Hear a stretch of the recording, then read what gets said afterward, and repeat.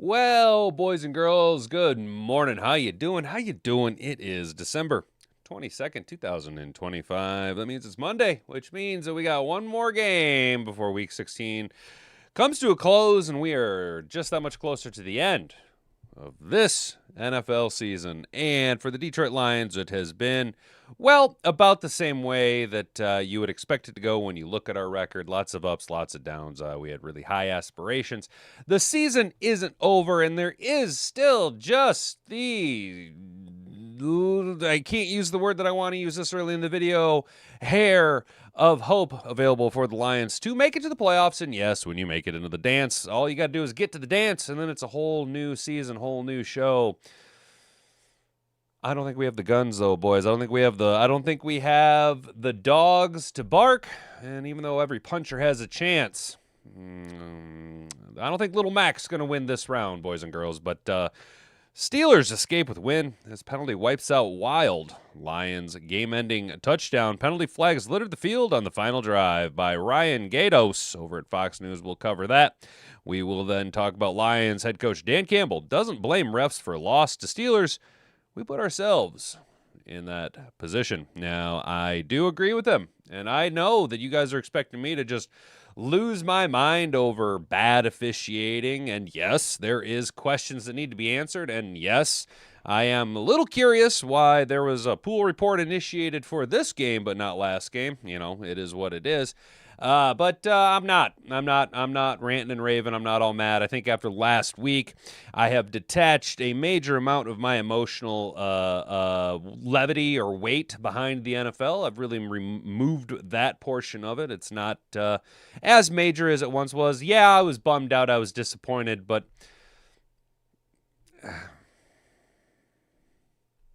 we've seen that movie time after time after time.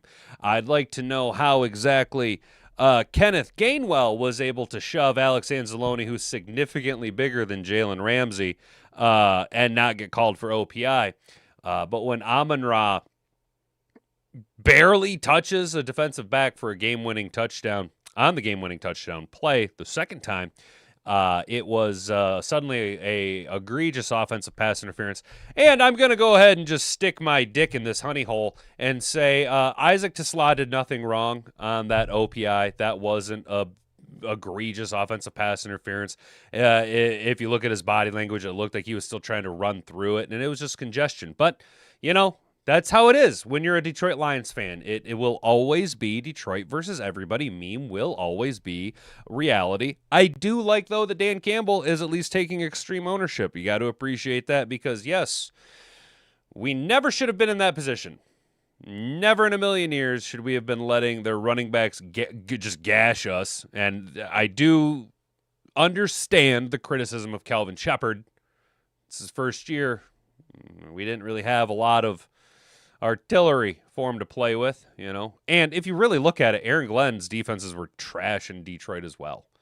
We are not a defense-first mentality team. We are supposed to be a stop-the-run-first defensive mentality team, but that was clearly evident that we need some retooling, and age has really caught up to these veteran players. Now, you know, guys like Amik Robertson, Rocky Yassin, not so much Alex Anzalone, but yeah, that is what it is, and it's something we've been watching all year.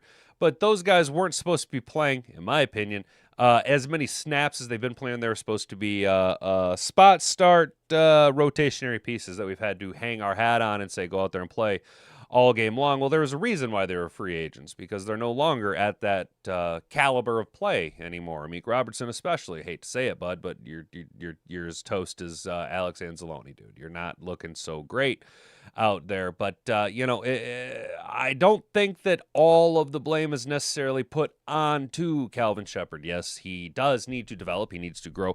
We desperately need a secondary coach who can stick around, produce a product, and be here for more than a year. Okay, there is a lot of young talent in the secondary. Hopefully the safeties can get better. We'll see about that. But Terry and Arnold, Enos the Penis, Breakstraw is supposed to be good. What's going on there? You know, there is talent to be elevated. There is DJ Reed needs to figure out how to put back-to-back good games together, snap-to-snap good snaps together. right? There's a lot of development, but I don't think that Calvin Shepard, I think the pitchforks and the torches need to be put away for Calvin Shepard. Maybe realize that the big problem with the Detroit Lions wasn't necessarily all on the defense when you can focalize on the statistic of Kirby Joseph not getting all the takeaways, right? Not being available, not getting takeaways that we're used to, stealing possessions, not converting on fourth down as much as we have in the past. And people say, oh, well, you need to stop going for it. Well, we have tried going for it, and it doesn't work out for us. We win more games when we go for it on fourth down, period, point blank. Okay, period, point blank. The last half of the season proves that. Dan got away from what he did, and it hasn't worked out. Now we're going to miss the playoffs because we tried to change our identity midway through to appease the armchair quarterbacks, right? That's what we tried to do, and it didn't work out for us because that's not who we are. So we need to get back to basics, okay? We need to get back to basics. I don't want to be an asshole and call for a guy to be fired, but Johnny Moe's, see ya, bud. You got to go. Johnny Moe has got to go. Johnny Moe screens, Johnny No screens. You got to go screens someplace else, dude. I that was a big miss, and I've said it, and I'll continue to say it was a big miss. There's a lot of things we need to look forward to in the offseason, and we will start to address those once we get to that bridge. I don't want to be putting our nose out over our toes here and putting the grandma wagon before the horse, but it is something I've already started looking at prospects, and I'm pretty sure some of you guys have too. It's the sobering reality of the season. I think a lot of us tried to blow a lot of smoke up our own butts and convince ourselves that this team was more than they are. Our offensive line just wasn't there. Frank not being there. Major drop-off. Major drop-off.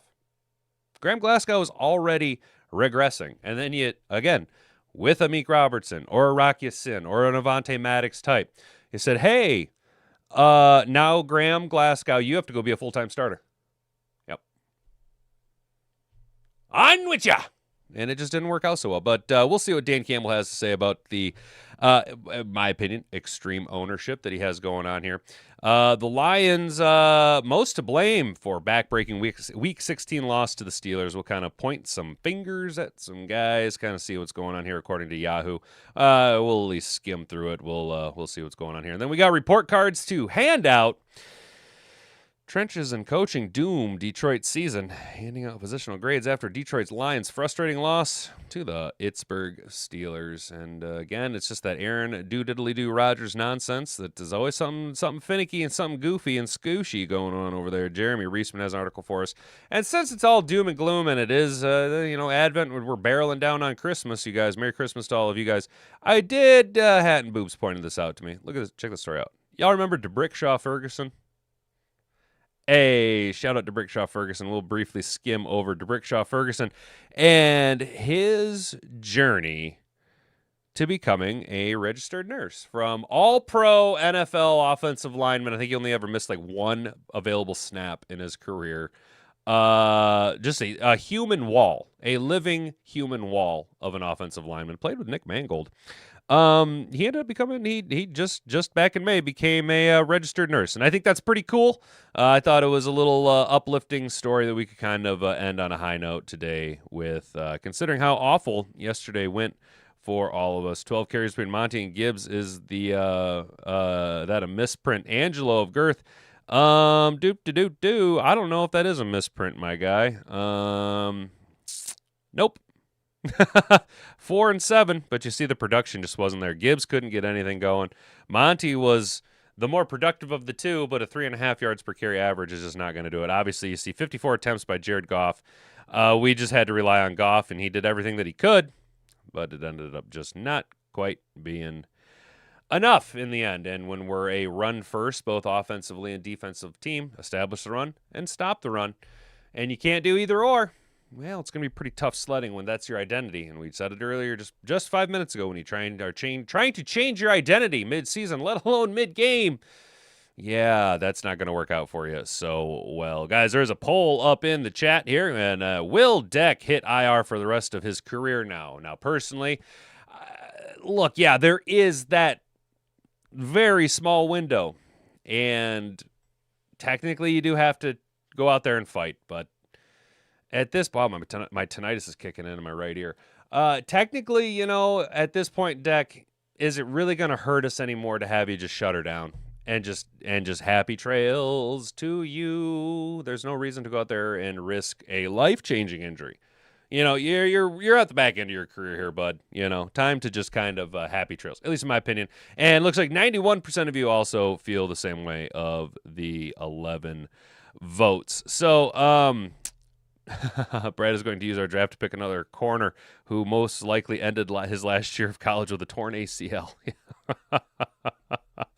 Oh, that's awesome, Derek. Because I was like, my first thing that I was looking up was top collegiate athletes who are injured.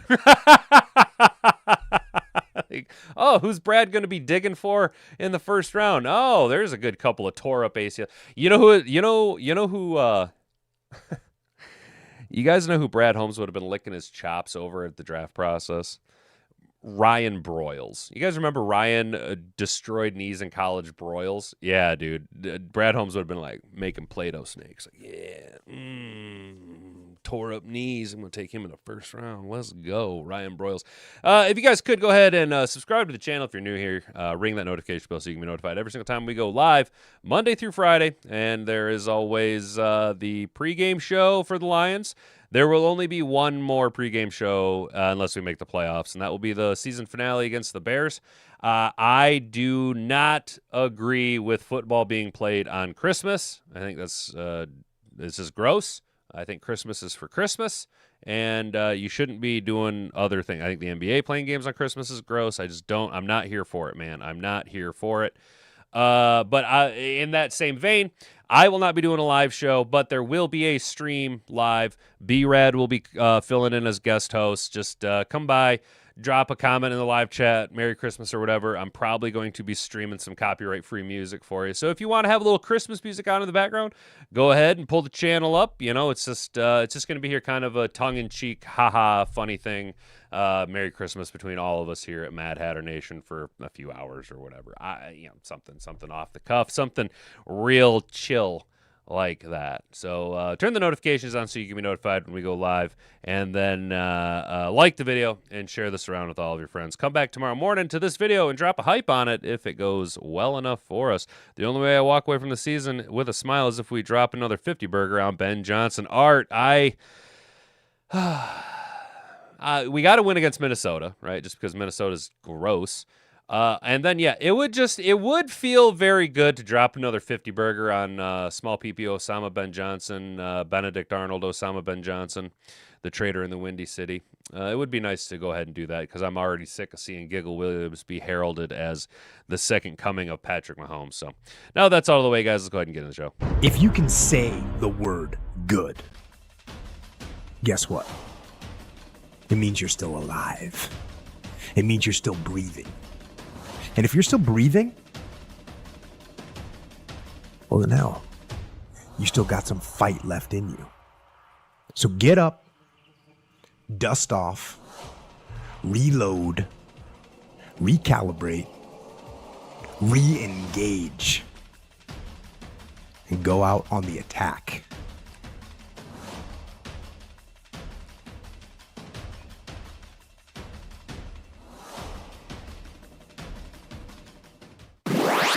Real quick before we get into it, I do want to say shout out to Trippy Gypsy in the chat with exactly where I was at yesterday. Now, I'm going to be honest, I didn't get to watch the game the way that I really wanted to because one, I had to work, and then all of a sudden my boss just decided he had to come in and do payroll on a Sunday afternoon. Fucking loser. Watching DJ Reed. Now, you use the term bounce off of Washington. I'm going to go ahead and disagree with you wholeheartedly right there. There was no Reed bouncing off of anyone. That was the equivalent of watching somebody ride a motorcycle at like 40 miles an hour straight into a brick wall. There was no bouncing. He just went splat. He just went straight splat against Darnell Washington. But to that point, I kept thinking, our corners... Now, Arnold is a little bit bigger, but our corners, our safeties, now Brian Branch again is a little bit bigger, and Aiden Hutchinson. Okay, now hold on. I know everybody gets all, oh, don't you dare speak a bad word about Aiden Hutchinson. Okay. Hey, maybe Aiden Hutchinson is a complimentary rush edge, not a lead rush edge. Did we ever think about that? That maybe Aiden Hutchinson is the complementary piece to another guy? I'm just saying. But what I would like to see out of our corners, DJ Reed, namely, and our all-world everybody, Aiden Hutchinson, big Aiden Hutchinson fan, okay? I'm not taking it from Amik Robertson, if he's back. We have a undersized problem. Okay, Hutch is very, very fast, but time and time again, he's getting bullied too much out there. He's getting eaten up and swarmed by bigger, stronger offensive linemen. He needs to get bigger, and he needs to get stronger. And it's a fine line to walk because you also have to maintain your athleticism that you already have. DJ Reed needs to do whatever JMO did in the offseason and get stronger. Have you noticed how in the offseason, part of the reason why Jameson Williams is so much better this year than last year, he got bigger, he got stronger while maintaining his speed. Jameson Williams going out there being a lot more physical on the field, abusing his body in ways that we haven't really seen, making catches as far as willing to go up and then come down hard on the ground since, dare I say, Calvin Johnson. I'm not saying he's the same player, but as far as his athleticism to go after the ball and just throw caution to the wind, similar to that. But that is, I think, because he put more muscle on in the offseason, got a little bit bulkier. I think we all seen it out of JMO. He got a little bit bulkier in the offseason, a little bit stronger. And our corners, Reed needs to follow suit. Arnold needs to follow suit. Aiden Hutchinson, the one thing that I need, if we could take a little bit of the bulk and strength off of Marcus Davenport and put it into Aiden Hutchinson, yet have an absolute Myles Garrett on your hands. But until then, he's getting a little bullied. I need him to be able to fight off. And I'm not saying he's weak. He's a lot stronger than I am, okay? He's a fucking world-class athlete, so that's not me like, Monday morning quarterback. I'm just saying that, and that kind of harkens back to the whole problem we've had now for 2+ years. A strength and conditioning program seems to be a major issue with the Detroit Lions, and this is no jab at Brian Branch, but it really seems to be an Achilles heel for the Detroit Lions, is our strength and conditioning program seems to be wrong, inaccurate, improperly preparing the guys for the duration of the season, or our medical staff. Maybe you don't want to be going to Henry Ford because if they're affiliated with that, well, how come we have all these guys getting hurt all season long? Now, I do know that injuries happen. It just feels, because I watch the Lions more than anybody else, that it happens to us at a little bit higher of a rate. Could that be because we play indoors a little bit more and we need to have actual grass? Yes, I think that the statistics and the studies prove that natural grass is infinitely better for players' longevity, joint health, and sustainability of the biomechanics of the body versus artificial turf. And considering the amount of money that these organizations make, I don't care if you're in a cold weather climate, there are ways for you to develop and maintain grass inside. And I think that just needs to be drastically looked into. When I go and nail my list of demands to the wall of the NFL headquarters, that will be one of them. It'll say, first and foremost, stop being gay, and then it'll say, play on real grass. Oh, how we doing, chat? How we doing? Is that Jack? What's up, Jack? How you doing? What's up, Jody? Good to see you, sister. How you doing? JMO gained an entire 5 pounds. Hey, man, I know it doesn't sound like much, but considering how skinny and little he was, that 5 pounds went a long way. It just needs to get arm extensions in the offseason. Longer arms give him at least 5 more sacks on the year. You know, Rick, and that was kind of the jab coming out of him, or coming out of college about him, is that his arms were too short. But, agreed. Something. Maybe longer arms, more push, stronger foundation. I don't know, man, but he's getting bullied by double teams a little bit more than you'd like to see, and for understandable reasons. He had a few years there outside of the injury where he was quite explosive. We hit double-digit sacks again yesterday. He is very, very good. He'll be a lot better with a complimentary all downs, a blend between Marcus Davenport and Al-Qadim Muhammad would be very, very nice. We've seen that very player playing against the Lions yesterday with Jack Sawyer, who I wanted us to draft, but, that is what it is. Brad Holmes going to do Brad Holmes thing. Brad Holmes having a fetish for drafting and signing players with major injury history is coming off major injury is the reason. Broski, that is a fair knock on Brad Holmes. Look at, what was it, Emmanuel... what was his name? That corner that we signed from San Francisco, who tore up his knee, and then the next year he came back and like 4 plays in he tore up his knee again or something like. Oh, man, what was his name? Man, I can't remember. There's no excuse for having Mosley, Emmanuel Mosley. There it is. Thank you, Jack. Shout out Jack 2125 catching me where I was sleeping. Appreciate that, bro. So the Steelers escape with a win. We know that. Blah, blah, blah, blah, blah. Yeah. You guys are all that. Yep. It must be nice having the refs bail you out every time. Goff. So let's talk about it. Let's just talk about the last play that everybody's all confused about, right? Goff and the Lions had one last chance. The team earned multiple shots at the end zone after fighting through penalty flags. Goff thought he had wide receiver Amon-Ra St. Brown for a go-ahead score, but OPI was called on Isaac Tesla, which negated the score. A false start penalty then moved the Lions back even further from the goal line. Yeah. That's the difference between winning and losing. It's those very, very, very small, correctable, should never have been a mistake. I'm sorry, Tater. False starts. Yeah, I know you're a rookie, but you have started every single game. False starts should have been done away with after the bye week. This is completely unacceptable, especially in this situation. I understand that it is a stressful situation for you to be in, but brother, you can't be doing that. Just can't be doing that. Now, as far as the Isaac Tesla OPI, yep, that was bullshit. What are you gonna do? What are you gonna do? That's part of being a Lions fan. If you're new to this, welcome. This is how it goes for us. If you've been watching for a long time, we all just went, yep.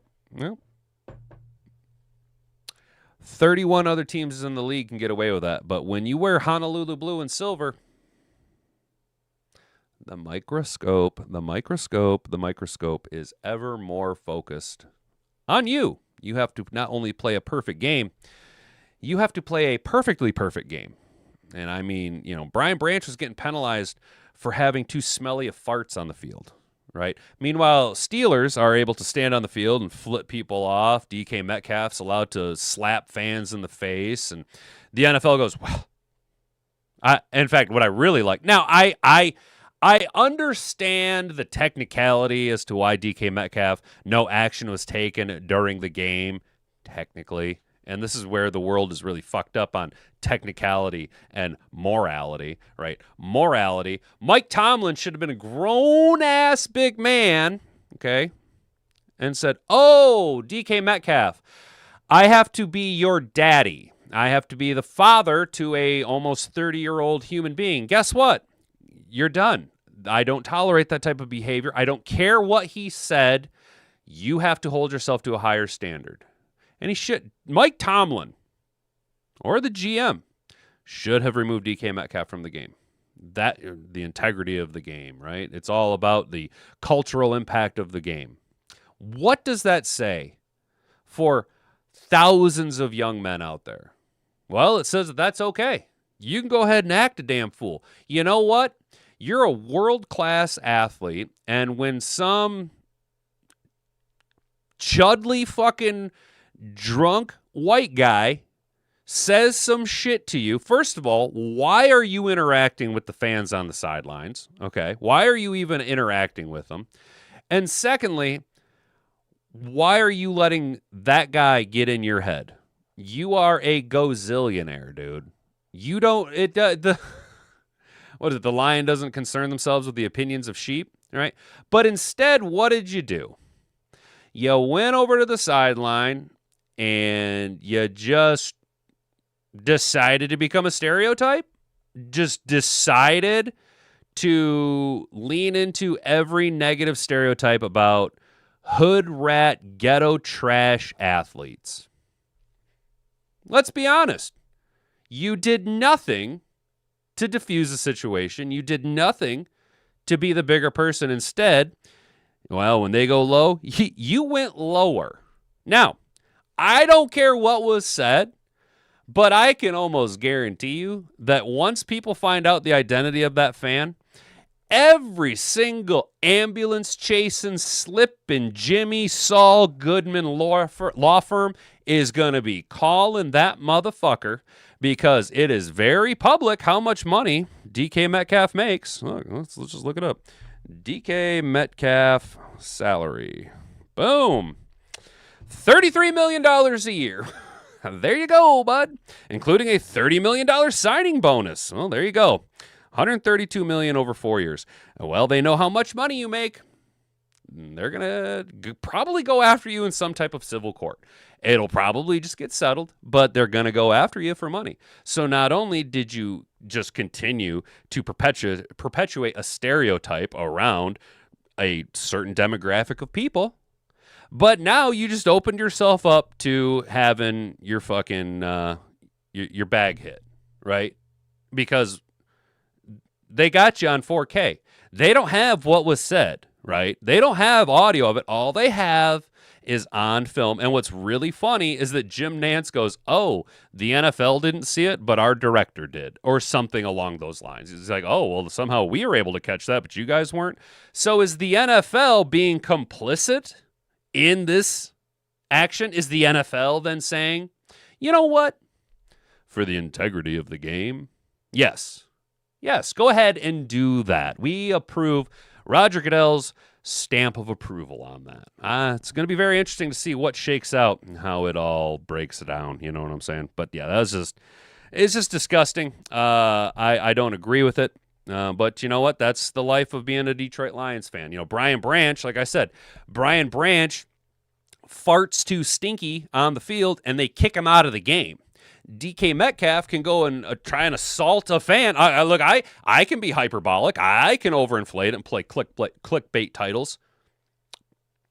NFL athlete assaults fan mid-game. All it is a narrative, man. All it is how they spin it, how much the media picks it up, and this could be a major shitstorm, right? I do appreciate Thomas Harper. And moving forward, even if he's not on the squad, Thomas Harper will forever now be called Batman on this channel because a shout out Thomas Harper. The very next series after that interaction with the fan, Thomas Harper, his next available opportunity, he went out and he just laid the lumber down on DK Metcalf. He went out there and yeah, Brian Branch would have been fined and flagged for that hit, 100%.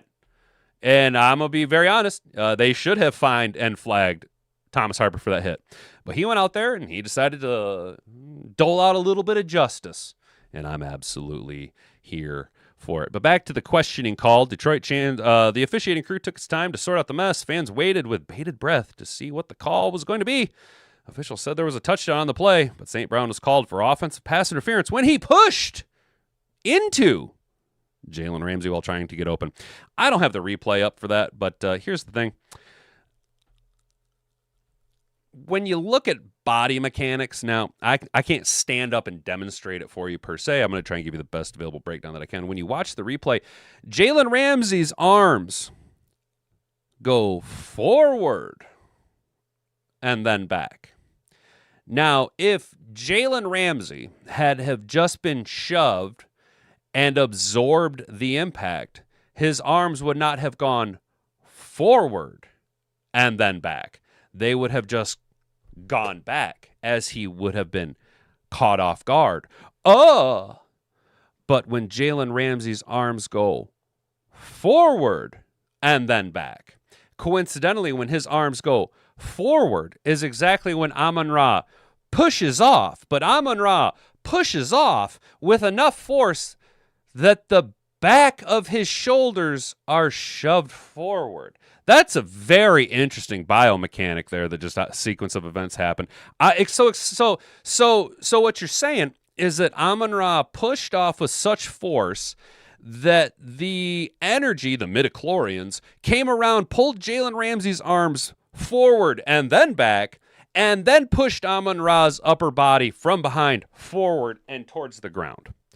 Interesting situation there, because all I seen at the very best was PI on both players. What I actually seen was Jalen Ramsey getting away with one. Because let's be honest, if you're a Detroit Lions player, if that's Brian Branch or Avonte Maddox or Thomas Harper, you're getting called for defensive pass interference with an untimed down at the goal line. That's what's happening if you're a Detroit Lions player. But when you're in the inverse situation, well, you get offensive pass interference. Congratulations. 3 straight penalties down on the game-winning drive within the red zone. Golf clap, stripes, golf clap, golf clap. The reality is, and I tweeted this, we were never going to win this game, because if we'd have won this game, it would have put more emphasis on the Detroit Lions to win, and nobody was going to watch the game on Christmas on Netflix anyway. So Netflix didn't have a vested interest in it. NFL fans don't have a vested interest in it. No one's going to watch the game. There wasn't going to be eyeballs on it, so there's nothing to really sell, so there was no reason for the NFL to call a fair and accurate game. They can market Aaron Diddly-Do Rodgers. They can continue to astroturf Mike Tomlin's 19 straight plus 500 seasons. Interesting. That they called OPI on St. Brown, blah, blah, blah. Chaos. Yeah, who cares about Aaron Rodgers? He's a wiener. It was a huge win for the Steelers. Good for them. Aaron Rodgers, no one cares about him. This is what I just like to point out. Goff had another incredible game for the Lions. In spite of the loss, he was 34-54 for 364 yards and 3 touchdown passes. Real quick here. Just hold on. I would like to point out. Check it out. This guy, Ryan Gatos for Fox News. I bet you he makes a lot more money a year than I do. I bet you he owns his own home. And I bet you he can go on vacations. And when he goes on vacations, he doesn't stay home. I bet you he can afford to go places on the salary that he makes. And did you guys know, according to Ryan Gatos, Jared Goff threw touchdown passes to Isaac Tesla, which we all seen, and he has a very silver lining on the season. Khalif Raymond, which we all seen, yes. But did you know that he threw a touchdown pass to Jameson Williams? Very interesting. Very, very interesting. Let's take a look at the box score here. Well, yes, Jared Goff did throw 3 touchdown passes. Yes, he did. But Jameson Williams had 5 catches for 70 yards. That's a 0. That's a 0, my friend. Now, Jahmyr Gibbs had a touchdown, as well as Khalif Raymond and Isaac Tesla. But I'm confused. Mr. Makes more money than I do. Gets paid a shitload of money to be a writer for a nationally syndicated media outlet. Ryan Gatos, yes, Fox News. Ryan Gatos, yes, very talented. Lots of money. Very smart man. He'll tell you what you need to know, and he's a trusted media outlet who told you that Jameson Williams had a touchdown catch when it was clearly Jahmyr Gibbs. I know, they all look alike, right? All black athletes from Alabama look alike? The fuck, bro? And where's the editor? Where is the editor? I mean, my God, man. My God. You wonder why people don't trust mainstream media anymore. My God, man. It's just absolutely embarrassing. There it is. 10 for 66 and a touchdown. Jameson Williams, 5 for 70 and no touchdowns. But I just there it is, guys. Ryan Gatos, Fox News. Lots of money. Makes way more money than I do. I bet you he owns his own home. I bet you he can afford to get married. I bet you he can afford to have kids and own his own home and go on vacation. I bet you that's awesome. But yeah, he said Jameson Williams caught a touchdown. Trust the media. Trust them. They know what they're talking about. You're dumb. Lions head coach Dan Campbell doesn't blame refs for loss to Steelers. We put ourselves in that position, he says. Yes, he did. We weren't able to close it out. At the end of the day, that's on us, Coach Dan Campbell said via ESPN. We did that. We're the ones who put ourselves in that position to where we had to try to score on the last play. Yes. Yes, you did. Yes. And Detroit got gashed by Pittsburgh's offense, allowing 481 yards, including 3 touchdowns of 45 yards each. Yes. You put yourself in that position because you couldn't do the fundamentals of what your defense is supposed to be hanging their hat on. That is stopping the run. The Steelers' surge, coupled with dormant Detroit's offense early in the second half, put the home club down 12 2 separate times in the fourth quarter. Yes, our running game was just absolutely stagnant. Yes, Chris Boswell, nobody cares about that. You can't feel sorry for yourself. It doesn't mean it doesn't sting. It doesn't feel bad, Campbell said. But we have nobody to blame but ourselves. It's on us. And it's also on us to finish. We've got 2 to go. A would-be Amon-Ra score, 22 seconds remaining. Yes, we know that. Yes, we know. On the final play of the game, a 4th down. Yes, we all seen it. Speaking to a pool reporter, look at them. Hey! Look at you guys! Able to do your fucking jobs. Now, I don't understand why you weren't able to initiate the pool report process post the Rams game when there was, I'm going to be very, very honest, a lot more question marks around that Colby Parkinson touchdown than around any of the last 3 penalties that occurred for the Detroit Lions on the final drive inside the 20-yard line, let alone questions around the touchdown, around the OPI. There was more questions around the Colby Parkinson touchdown a week ago than there ever was. But you couldn't do it then. You couldn't be bothered. Oh, no. Couldn't be bothered to do that. No, because you were out in sunny Florida. Or California, out in sunny L.A. Oh, I can't initiate a pool report. I got to go rub elbows with the bigwigs at the network. Maybe then they'll pick me. And I'll be a special little boy, and I'll get a big promotion, and I'll get a big fancy office, and I'll be able to put huge typos that Jameson Williams scored a touchdown. But since it was cold and it was in the Motor City, well, I guess we got time to go ahead and initiate a pool report. I don't want to go out there. It's gross. It's cold. I'm going to stay inside. It's warm in here. All right, I guess I can initiate a pool report. All right, I guess I'll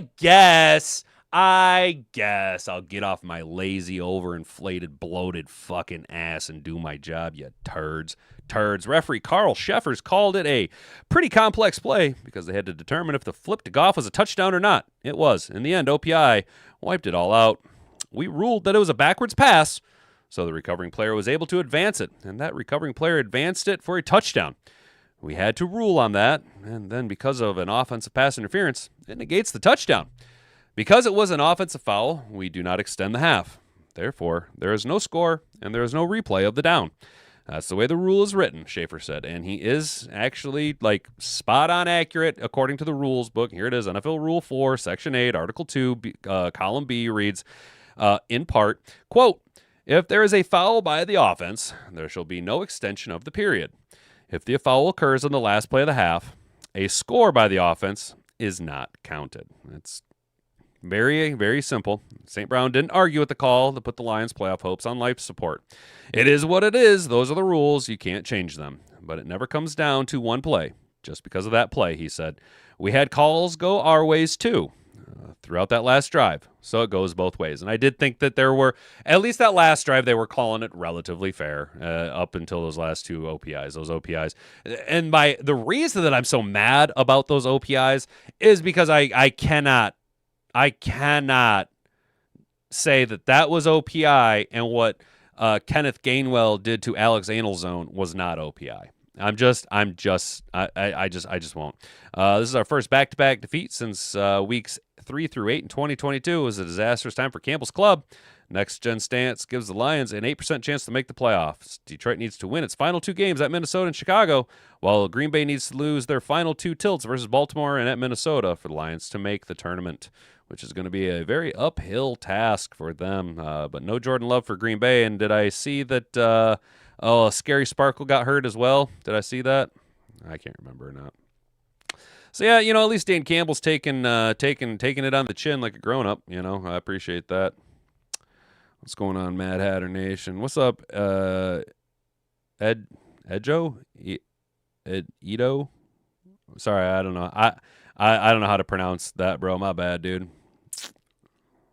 How much you get off going up to do? Calling out the refs is logical here. Also, DK assault overlooked.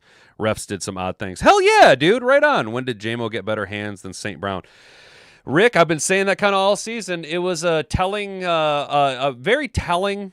About weeks 8 or 10, around that point, where it was very evident that JMO was the most locked-in player on offense. And that's a good thing for Jameson Williams, but a bad thing for the Detroit Lions when he's the only one locked in. He seemed to be the only one really locked in. Rams touchdown wasn't even a catch. Exactly. Ito, I'm sorry. Is it Ito or Edjo? Edjo? Subterfuge by the refs. Hell yeah. What's up, Mr. Detroit City? Appreciate it, brother. Thank you so much, man. Appreciate it, brother. We're going to keep trying to grind out the good work here, guys. We're trying to be a little bastion of sanity in a sea of nonsense that is the NFL season. You know what I'm saying? Refs took 3 games this year. Hell yeah, they did. Oh, it's Gun. I was like, Gungan guy? Gun guy. Hell yeah. I like the name, brother. Welcome home, dude. Welcome to the channel, bro. I think you're going to fit in pretty well here. You know what I'm saying? You know what I'm saying, brother? You know what I'm saying? All gun laws are fake and gay. You know what I'm saying? Brad Holmes is nowhere to be found. I can't wait for the offseason. Derek, yes. You can answer. Actually, Derek, I don't know if any of you guys are active on Twitter. Me and Kane were kind of talking about that this morning or last night. I can't remember. I got drunk after the game when I got home. I'm not going to lie. I had a few beers last night because I was kind of pissed off.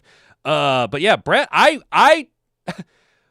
Holmes needs to get out in front of all of this. This isn't like, he needs to get out in front of it like Sharon Moore should have. But Brad Holmes needs to address this season. He needs a statement.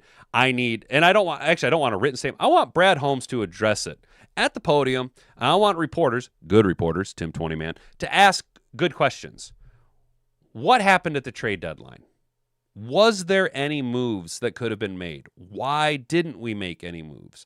What was the delay in the Kirby Joseph assessment of his knee? You know what I'm saying? What was the plan with John Morton? What was the plan when we took play calling away from him? What was the plan? Why didn't you go after any of these edge rushers in the draft, Jack Sawyer? Why? And look, I like the hammer. I like Ahmed Hassanin. Good on him. But has he even played a day on the active roster? Exactly. Why is it that you, Brad Holmes, are so complacent with bringing in broken down players, going, yes, but they could be. Yes, but they once were. Why do we hang on to these guys? And why do you regularly draft injured players? I'm not saying that you don't have an eye for talent. Clearly, the proof is in the pudding. He has drafted a lot of very good players. We have 2, if not 3, potential Hall of Famers on the roster right now. Jahmyr Gibbs, Penei Sewell, and Amon-Ra St. Brown. Hutch has too big of a mountain to climb with too many talented players in front of him. But when you look at the metrics of Penei Sewell, Jahmyr Gibbs, and Amon-Ra St. Brown, they are all on. Hell, if Kirby Joseph could be healthy, there's a 4th player on a Hall of Fame career trajectory. So he can find talent. The reality is, though, and now that I think about it, obviously you're not going to hit on all of your picks. There is some good. I do think Tesla is going to be a very good player in the league. Jameson Williams has the availability or the ability to become a special player in the league. Sam Laporta, injury seasons now, multiple seasons, missing chunks of time. Outside of his rookie year, he hasn't played a full season now. He's productive when he's on the field and available, but availability is the best ability. So what's going on there? What's the plan? Moving forward, what is the plan? What are you going to do to retool this machine? Obviously, you've spent all of this time. We've gone through the rebuild. We now have a solid product. Clearly, though, we haven't been maintaining the product or implementing changes to advance and develop and grow with 31 other teams in the NFL. What are we doing to put ourselves back on the cutting edge? You know what I'm saying? Or are we just going to fall into a team like the Cincinnati Bengals who are just okay with mediocrity and then once in a while getting a real hot team. I think Brad Holmes needs to answer some questions. You know what I'm saying? We're good at D end. We're okay at D end. We're okay at D end. Should be allowed to get away with because we all know why. Hell yeah, dude. Kerry, look, Hutch is good. Mohammed is a nice third down specialist piece. He can't assert himself on the run. Davenport can't assert himself in the pass.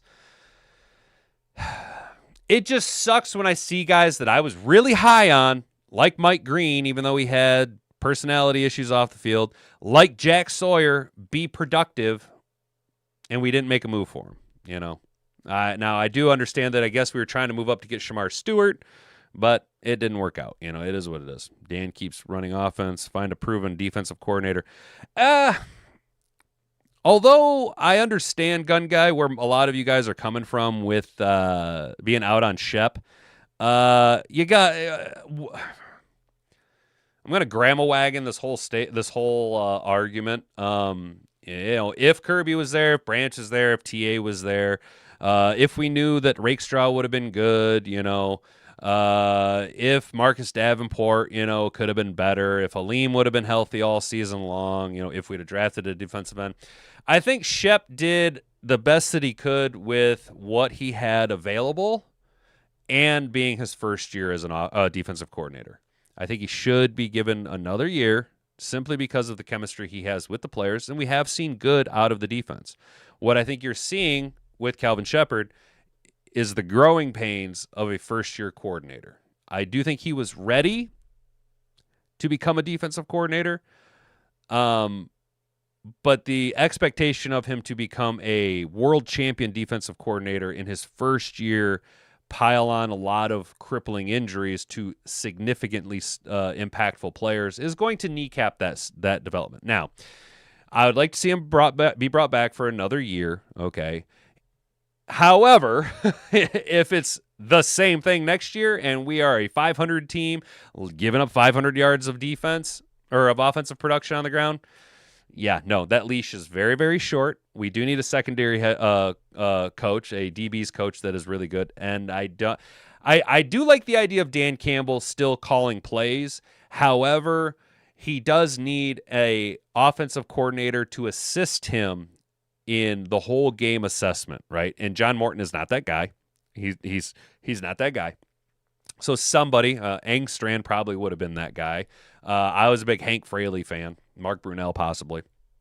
But somebody to help, as well as now we've seen a few times here where Dan Campbell and his time management is a little wonky, right? It's just a little wonky, but we're going to take a look here at Yahoo Sports with the Lions most to blame for breaking Week 16 loss. Here we go.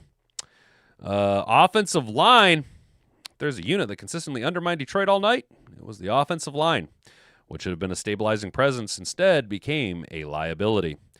Christian Mahogany's return from IR was anything but smooth.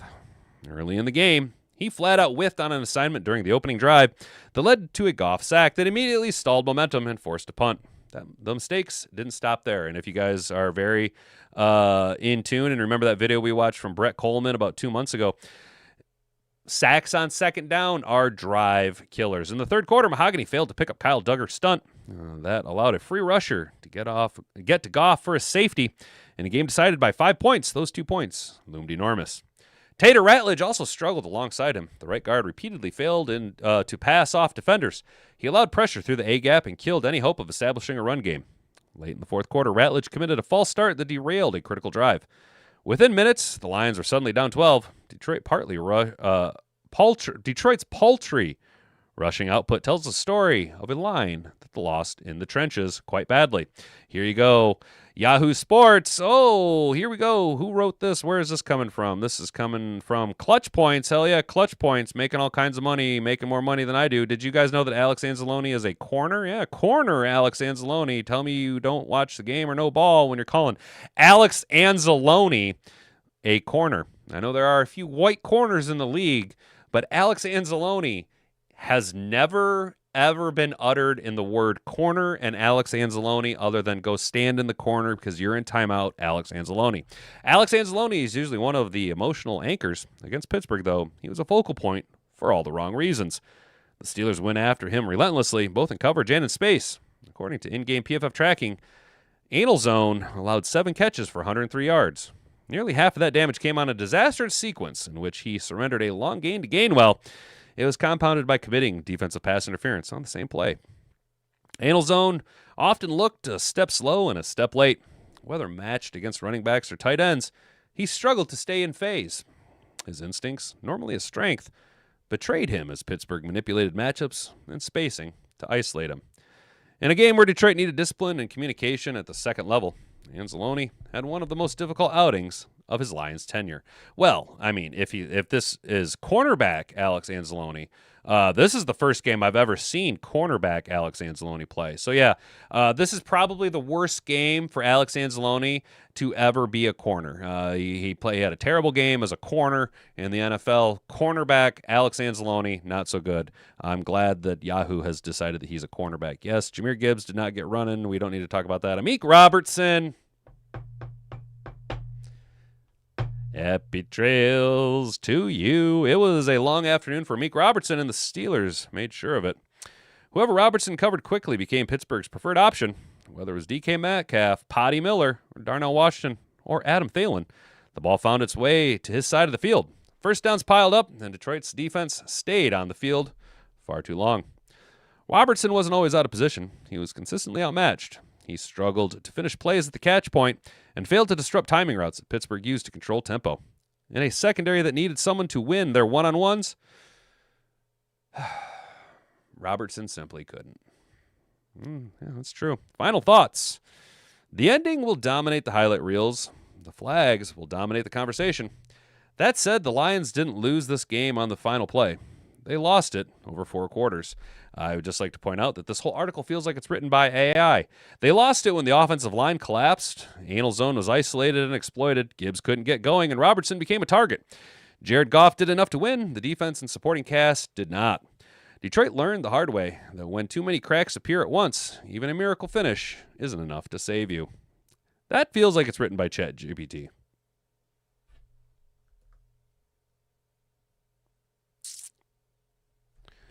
Was this written by AI?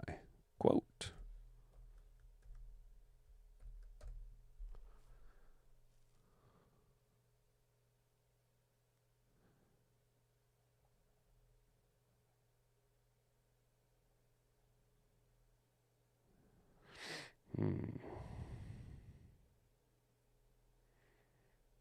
Let's go to Grammarly real quick.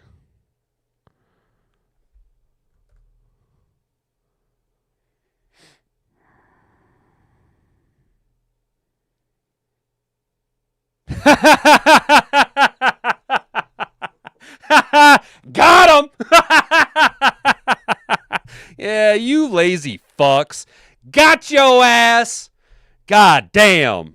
Dude, I was like, this whole ending just reads like AI. Really, it's this right here. This line right here. The ending will dominate the highlight reels. The flag will dominate the conversation. Who talks like that? That just feel, dude, did you guys get a feeling that felt like AI? Do you see this? All I did was throw that into Grammarly. Finishing the play. Hell yeah, Art, I do agree with that. If Lions are going to keep playing the scheme on defense, they have to get linebackers that can cover better. Yes, Jack, they do. 2 carries by Demo would have made the whole difference on the outcome. I was waiting for Demo to get in there at the red zone drive, dude. It's just fucking brutal. Dan has too much on his plate. He can't call plays. He's regressed on 4th down and time management. Trippy, yes, dude. He just slid. Coaching staff needs experience. Too many first-time coaches. They don't have the ability to make changes fast enough in games. Yes, Jack. That's why I think we need a little bit of maturity amongst our coaches. You guys are getting wild down there. But look at that. Shout out Yahoo Sports. And I noticed something was kind of screwy. over here because it just said, oh, here you go. Enzo Flojo. Is Enzo Flojo a real person?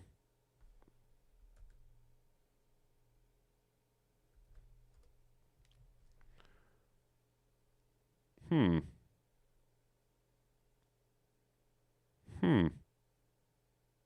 Is this a real person? This doesn't look like a real person. This looks like an AI person. Well, Enzo, just so you know, I caught you using AI to write a nationally syndicated article by Yahoo Sports. So, congratulations. You're cheating the system. I guess get your bag. I'm over here doing nothing. You dickhead. Oh, Mr. Figs. I wonder if the NFL script is AI generated. That's very possible. That would explain why it was so goofy this year. This is the first year of major AI introduction into media production. You know, Sora has come a long way. Grok's come a long way as far as their media generation. The script writing has gotten a lot better with AIs in theory, even though I caught Yahoo right here. I mean, this is just bad. This is just bad, dude. This is just like... It's just lazy. And the cornerback, Alex Anzalone, come on, man. This just feels weird, man. I wonder. Hang on. Whoops. Let's try this.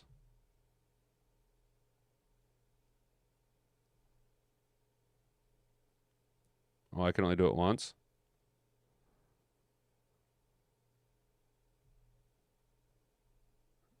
Lame.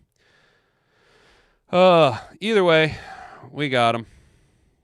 I'll you know what? I'll probably just end up creating an account because I think we're gonna be checking this a lot, dude.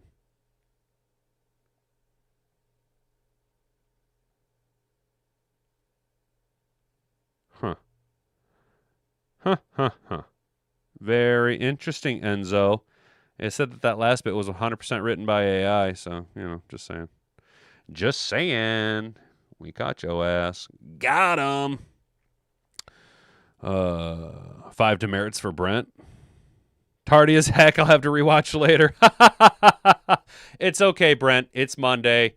We'll let it slide. It's Monday after a loss. I understand. Just I'm gonna have to sign. I'm gonna write a note and I'm gonna pin it to your shirt and just make sure that your mom sees it when you get home. Okay.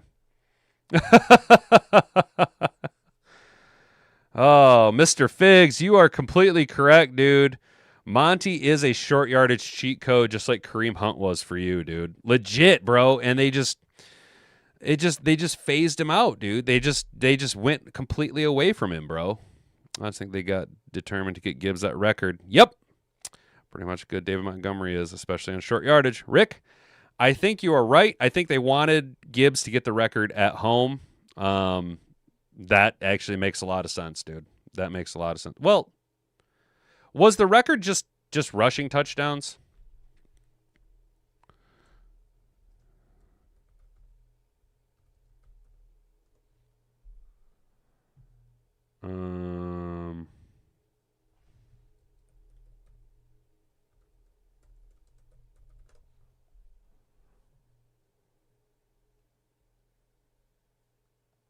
Yeah.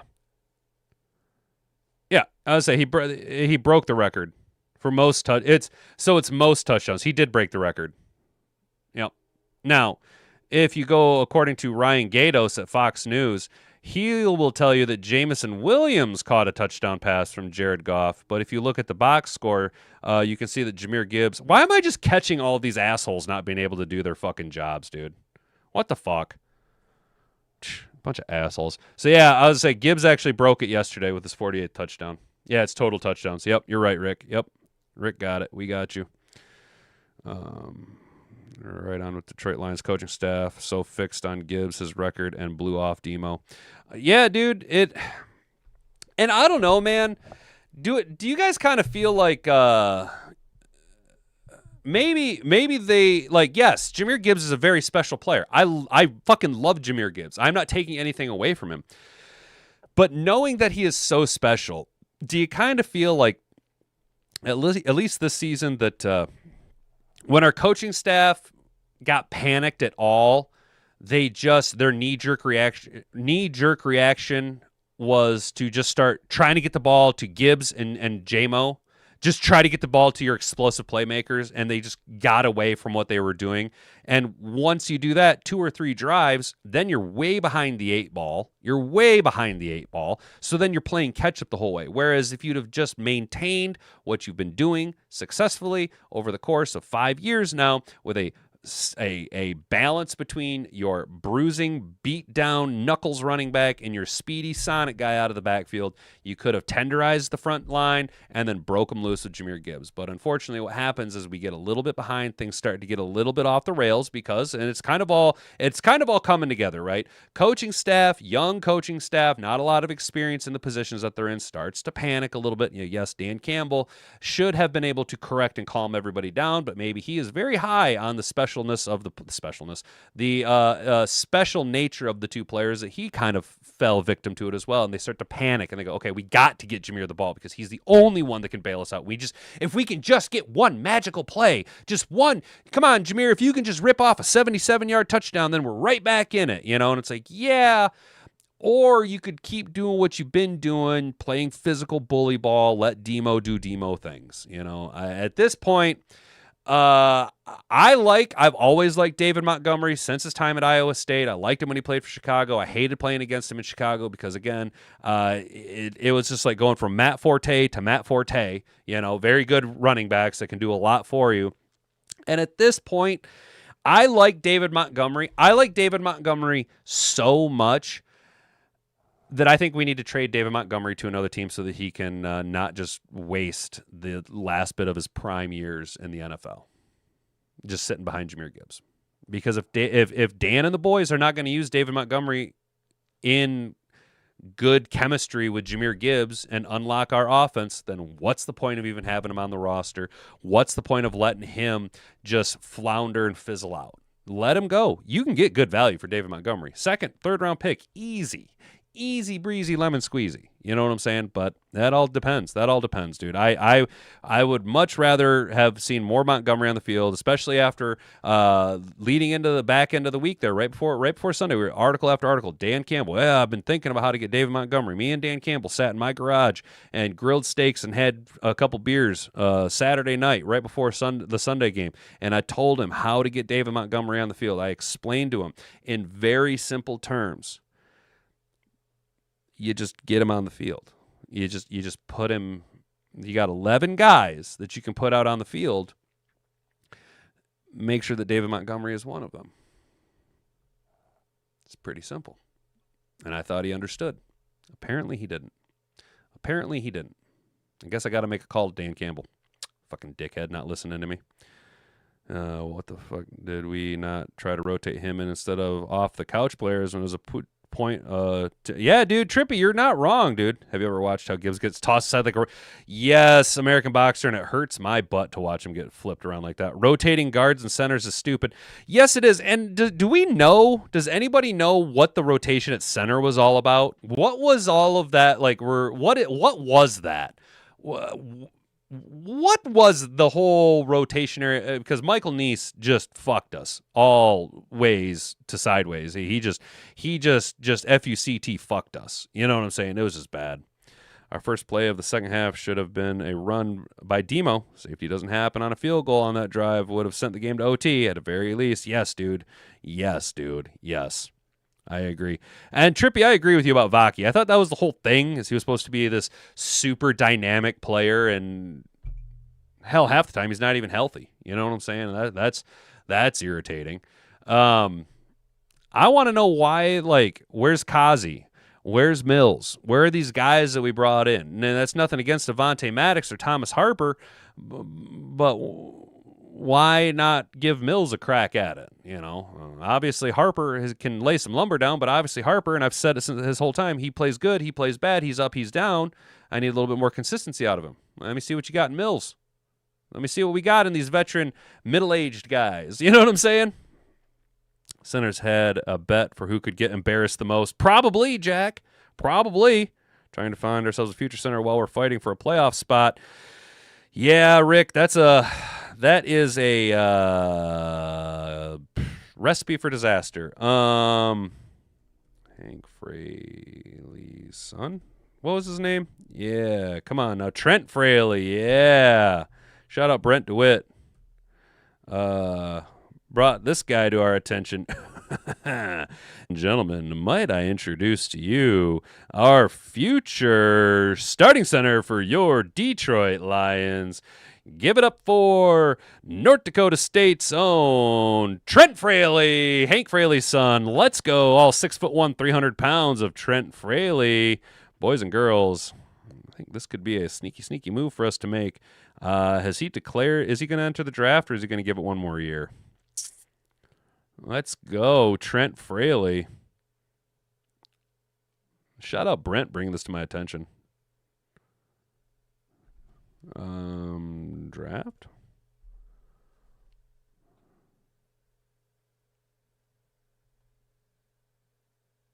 Is he going to be in, is he going to be in the draft? Come on, open up. Come on, draft scouts. We're going to bail on this here if it's not going to. Well, this is fake and gay.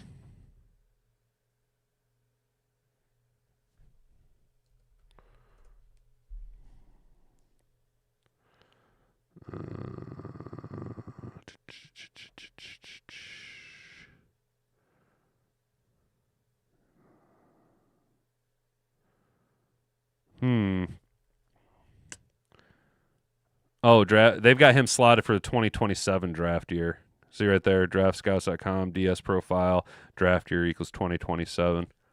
So he's gonna stay transfer from Marshall, gonna finish out his senior year at NDSU.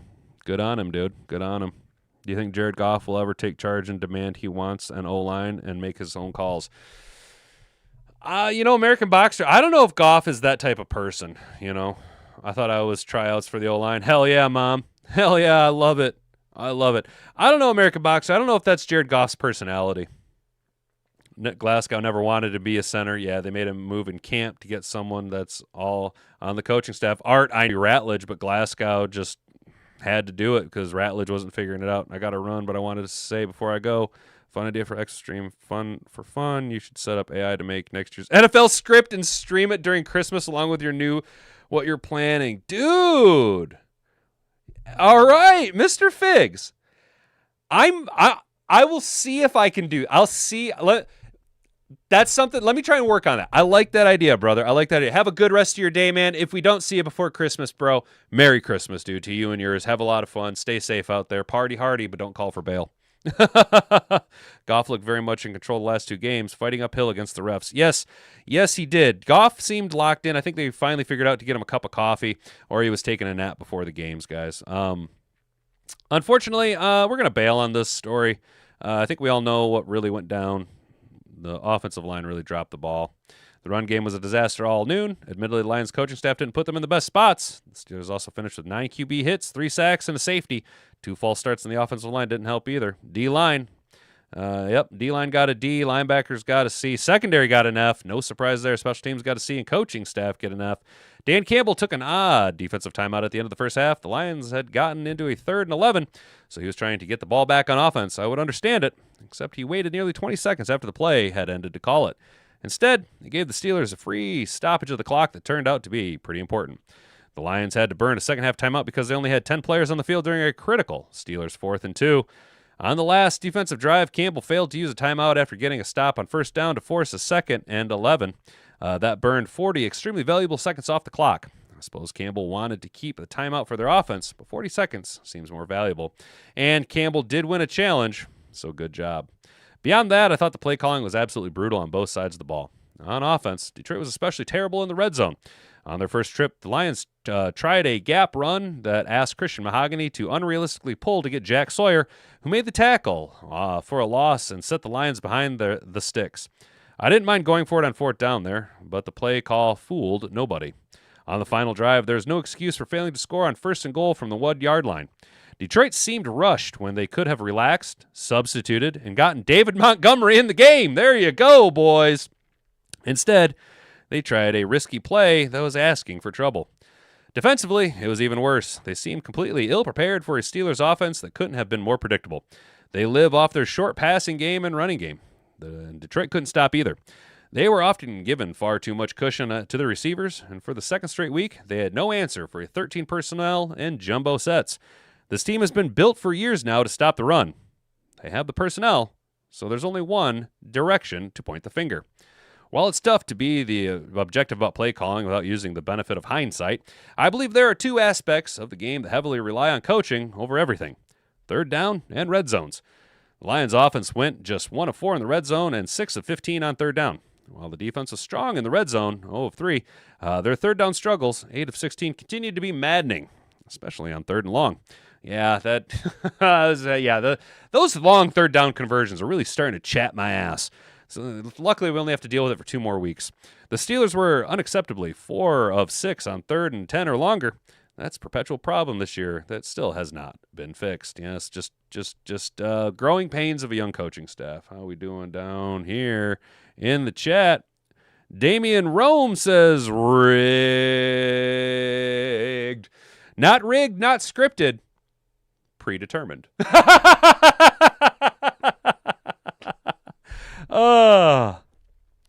Trippy says the Wings have a prospect at North Dakota State. Have to get him to start recruiting fairly. Hell yeah, bro. Yeah, Pac Lolo. I found a turd in my stocking. What a shit show yesterday, dude. Yeah, dude.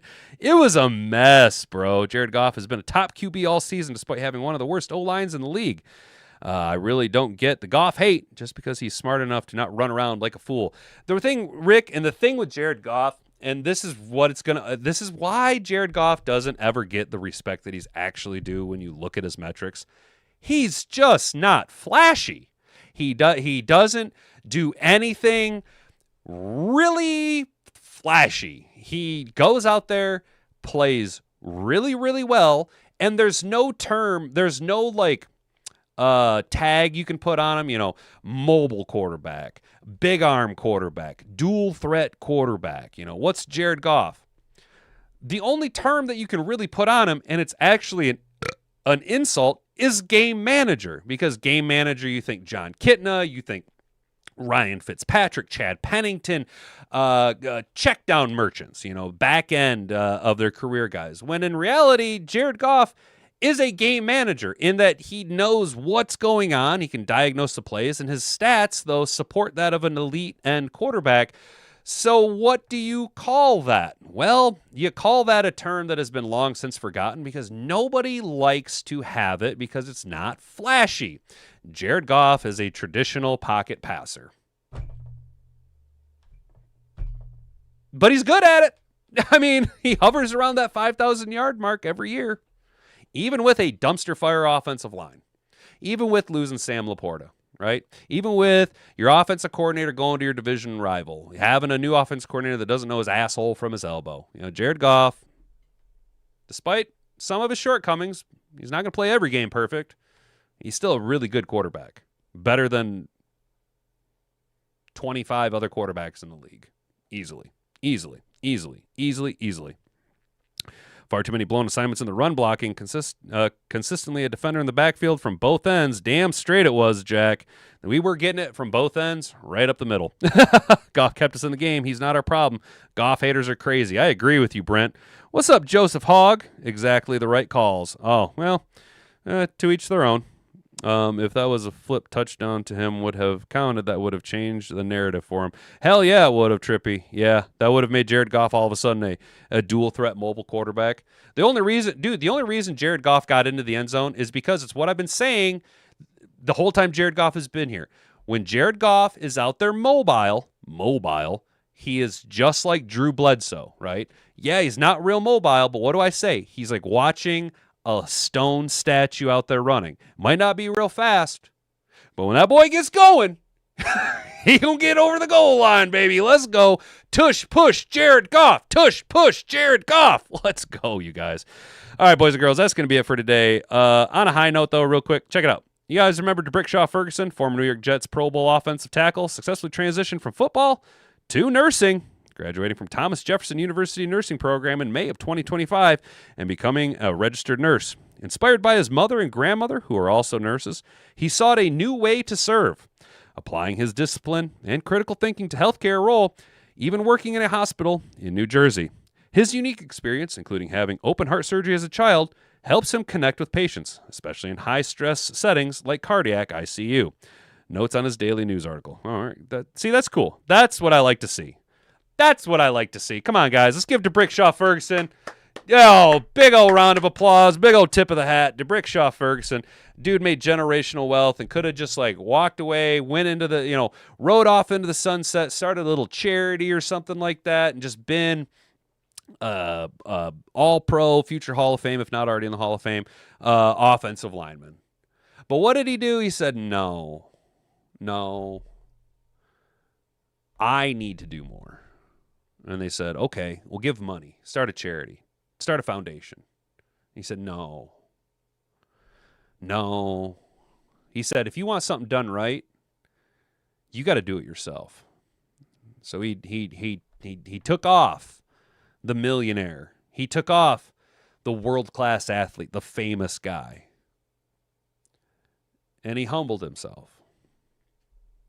And he ventured out into the real world to become just like everybody else and give back in a capacity. How can I impact people's lives? How can I directly impact? How can I use my own two hands to directly impact people on a personal level?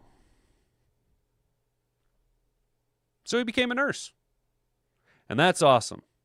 Especially because personally I think that the caliber of nurses over the last few years is really fallen off. So having a guy that can play, that you just know the mentality of the guy, he's going to be a good RN. When you take this weaponized ability to hyper focus on a craft that is a world-class athlete and you redirect them to something like this, bro, my guy's going to be an all-pro RN, dude. First team all-pro. For sure. And that's just absolutely awesome. I love it when guys give back. I love it when guys give back to the community. That's super awesome, dude. All right, guys, that's going to be it for the day. Goff played well enough to get us on third straight division title. The defense and O-line let him down. Sure, straight did. Have a good day, everyone. Brandy, have a good day, sister. I will see you in the Twitter sphere.